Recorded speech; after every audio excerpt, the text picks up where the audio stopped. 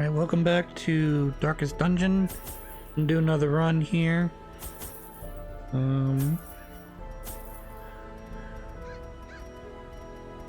Loading up on, I'm okay guys, I guess. Got a Vestal, Arbalist, there's a Flagellant and a Leper. Pretty good team. Flagellant. He can usually take care of himself because the ways and rituals of blood sacrifice are difficult to master. Those from beyond require a physical vessel if they are to make the crossing into our reality. The timing of the chants is imperative. Without the proper utterances at precise intervals, the process can fail spectacularly. this is the Swine Prince that we are going to be... A testament to my failures. It must be destroyed. We're going to be taking care of. Right now I'm trying to figure out where the farthest point is. Because that's where the boss will be. So in all likelihood it's in that bottom left hand corner. Because that would be the farthest it would take to get to the end of the dungeon.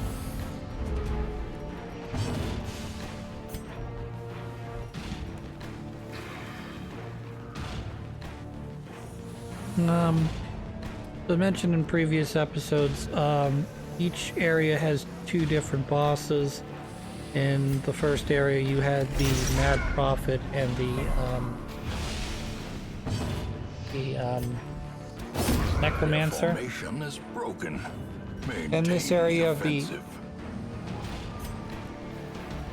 they call the Swine Prince, at least at this point. It'll be Swine King and then I believe Swine God as I go into the more difficult versions of those fights. But like I said, each area's got two bosses. This is the first of two bosses for this area. And like I said, it gets more difficult as you get further down or you get further in the game. So, you know, this right now they're sort of giving you an introduction to the boss itself. Is it difficult? Depending on what level you're at, yes.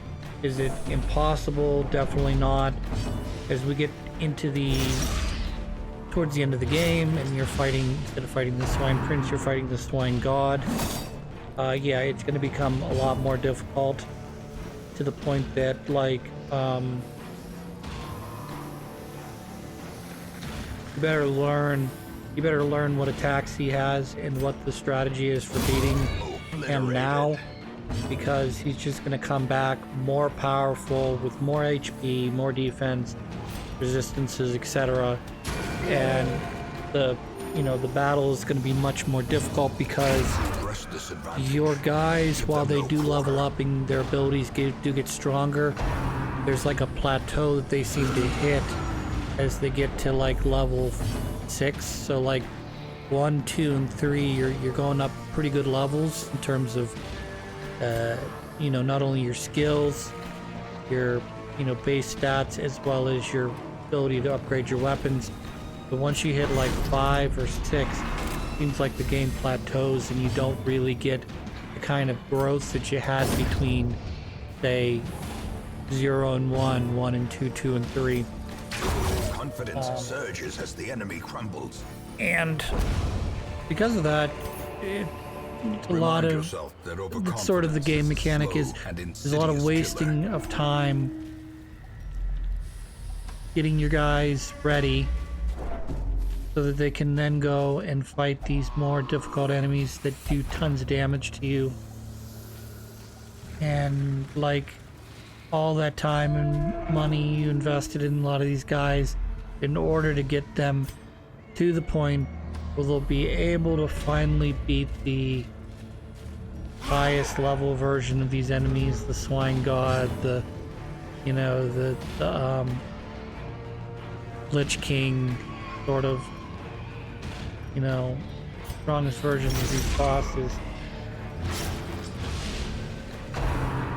And then you watch as one or multiple of your guys get flushed, either because you know, they get into one of these battles and just something happens. Someone does a critical hit or bleed, or you've been in the dungeon just a little too long and your stress level is right at the carapace, and they do a little bit of stress damage, or a guy just happens to get stressed for some unknown reason because it got a little darker or whatever, just tips him over the edge, and then all of a sudden it becomes not just a fight between you and the boss, but between you and your character, sometimes getting them to like do what you want. Like sometimes, you know, they go mad and they're like, oh, I'm gonna heal instead of attack. Okay, I mean, maybe I wanted to attack there to try to finish off the guys, but am I upset that you healed my whole party for 4 health? Probably not. I mean, 4 health is, you know, that would be what, 16 health overall amongst 4 guys. Their cursed champion falls. So Masterfully executed. I am a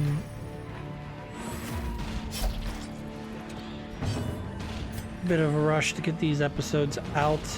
Not that I am behind by any stretch of the imagination, but I just haven't had as much time to do the editing as I'd like, because between Haunted House and this game, there's a lot of me playing the game in the background and getting money or leveling up these guys, or failed runs that, you know, while nets me some money, certain guys die or something, you know.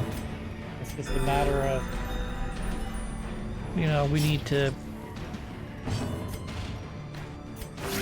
excuse me, keep chopping wood. And you know, the runs take forever as well. I mean, I've dedicated one episode, the last 3 or 4 episodes have been dedicated exclusively to a single run, which has lasted me anywhere between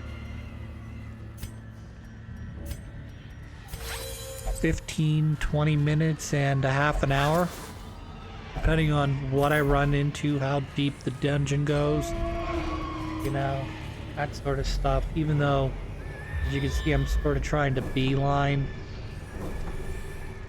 by, you know, avoiding, like, if I go this way, I'll have 2 battles I'll have to deal with. But at the same time, like, I think we'll be okay. Secrets and wonders can be found in the most tenebrous corners of this place. Yeah.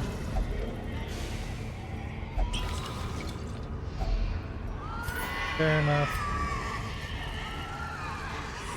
Did a lot of crap right now.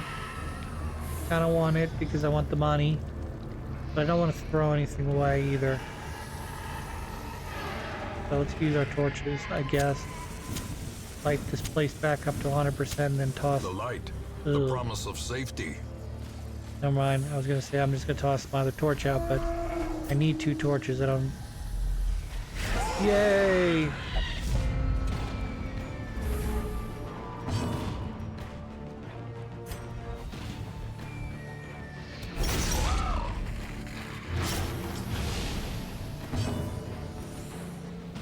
I do like the crown thing that these cultists wear, where it's got the 5 points. It kind of looks like a half sun, and at the same time like a halo. At the same time, like they drove spikes into their skulls because of the madness. I don't know, maybe not.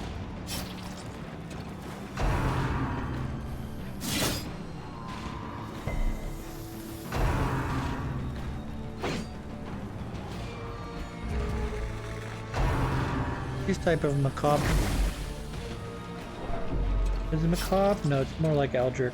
Horror games are just like, they're interesting in a way because, you know, what do you think would happen if, you know, there were otherworldly beings or gods, you know, what we could probably call gods, that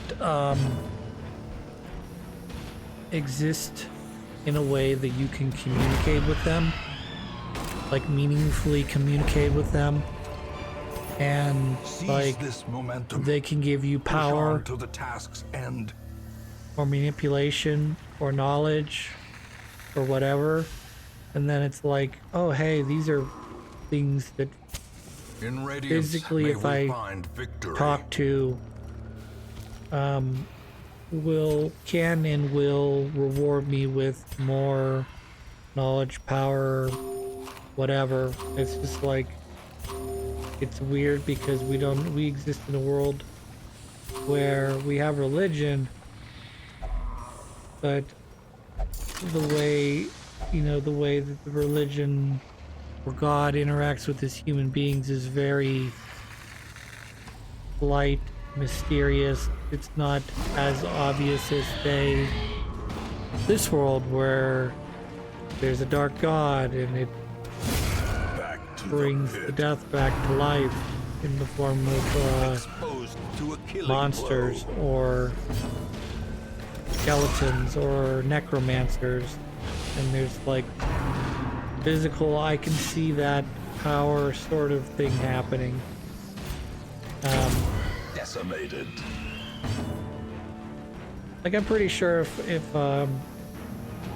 pigs in the pen, or say the wild hogs down in the south, started to stand up on two legs and gird their loins and carry around butcher cleavers that have been altered to include big, huge spikes on the edge of the cleaver, and ball and chains on their other arm.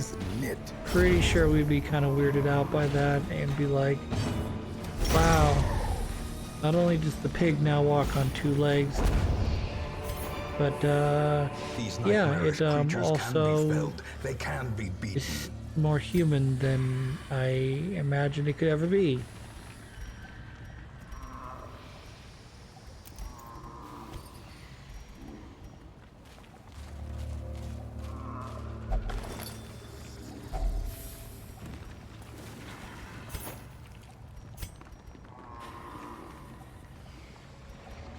I'm reminded a bit of that meme that's going around right now about the two pigs. I don't know if they're pigs or they're usually depicted like they're bigger, like they're hogs or something.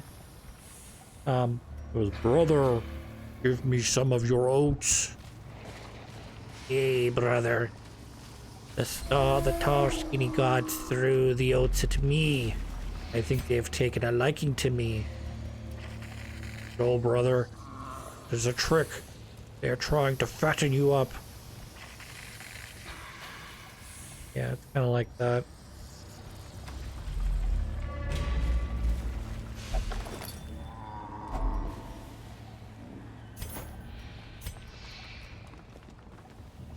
The nature of things, though.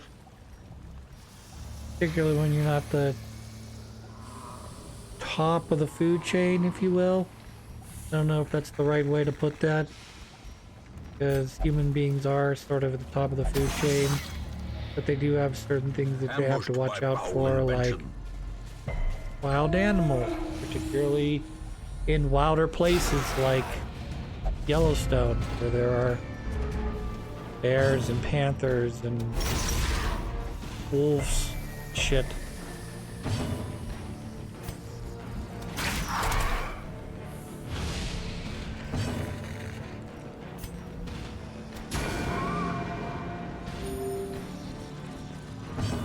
It's always interesting about being human is that as a human being you try to create order out of chaos, when nature just insists that no, chaos, that's how order exists, through chaos. How order exists. You know, plants don't get overgrown because you've got enough herbivores like deer eating plants, and at the same time they don't get munched all the way to the ground because deer are too afraid of their natural predators, wolves and bears and mountain lions to a lesser degree. They can't just sit around in the yard all day just nomming your plants down to their Success so clearly in roots view. practically, Or is it merely because they always have to be looking over their shoulder to make sure they don't get gobbled up by or surrounded by a bunch of wolves. Been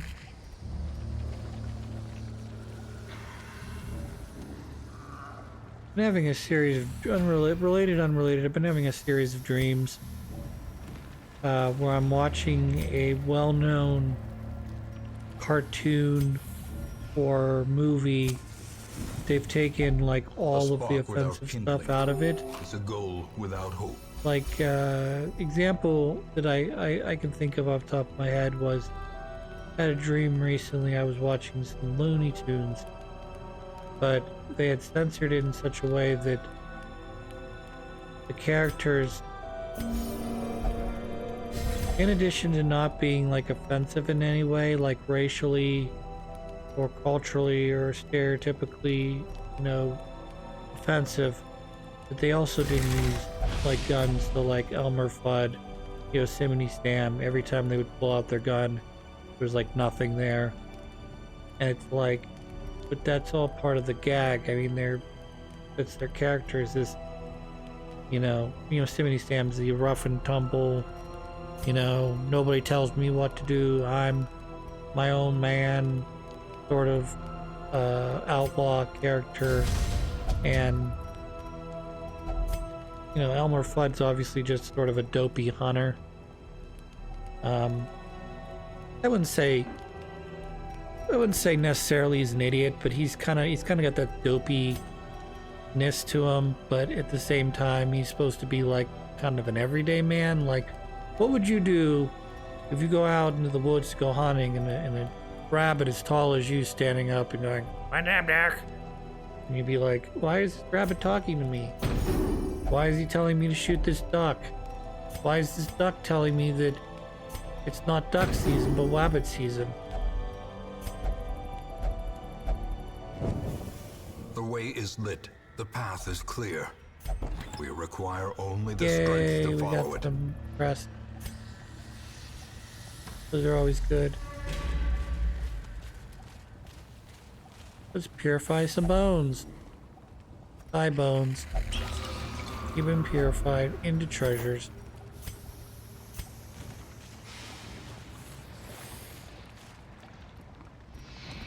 Let's go. As the light gains purchase, spirits are lifted, and purpose is made clear. And here's the Swine Prince. So the Swine Prince got this Is little a travesty, doo-doo behind him. wandering mountain, Little hatred. dingleberry. and rage. But you have to take him out because he directs the Swine King as to where to attack. So Swine King gets 2 turns, I believe, every turn. And one of them is sort of a more general, I'm going to hit everybody swing attack. And then the other one's a directed attack at either one or multiple players. And it tends to do a lot more big damage than anything else. So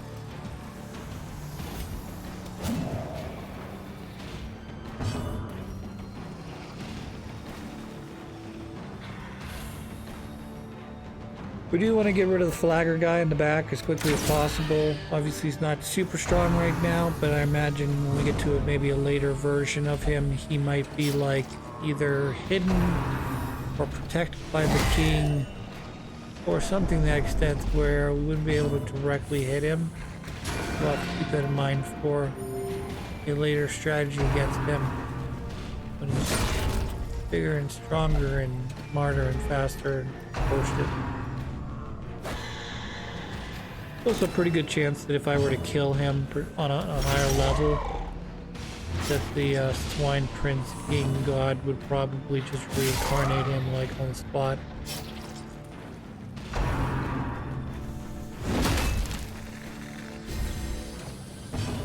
We're doing it. Killed the little piggy. Now he'll just target everybody from here on out, just Mortality general clarified. died in a single You know, strike. 3 to 5 damage, maybe 10 to 12 if it crits like you just saw.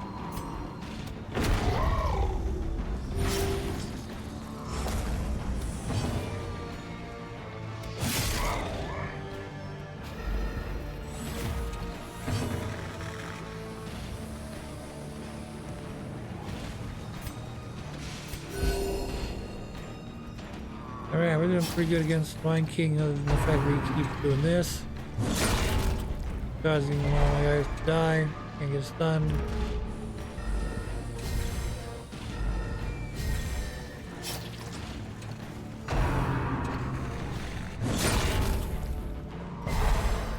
Could have the Swine Prince done here in the next, let's say, 3 rounds.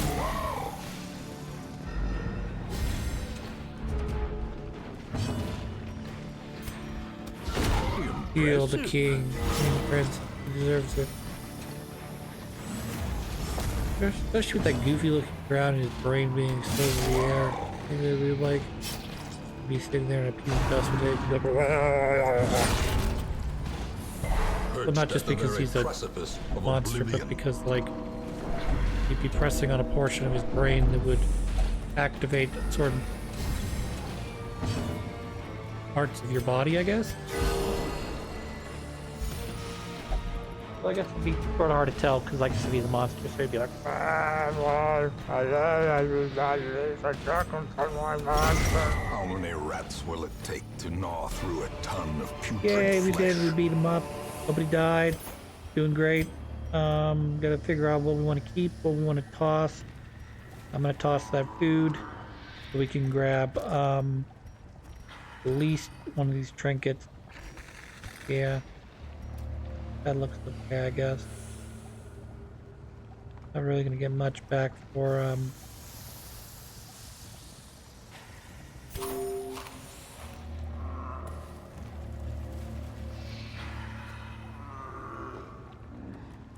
well, this is just me trying to figure out what's the best price. I mean, I'm probably looking at it and people who know this game better than me are probably screaming like, why didn't you toss your torches? They're only worth $5 or something, when that healing salve was worth 25 or something. I don't know. Let each help the other, and in so doing, Helping hand. help Level restrictions themselves. removed for the next quest. We are going to use that to our advantage, as I'm going to bring some stronger guys onto our next mission and take out the next boss, I think. So, till then, I hope you guys all have a good one.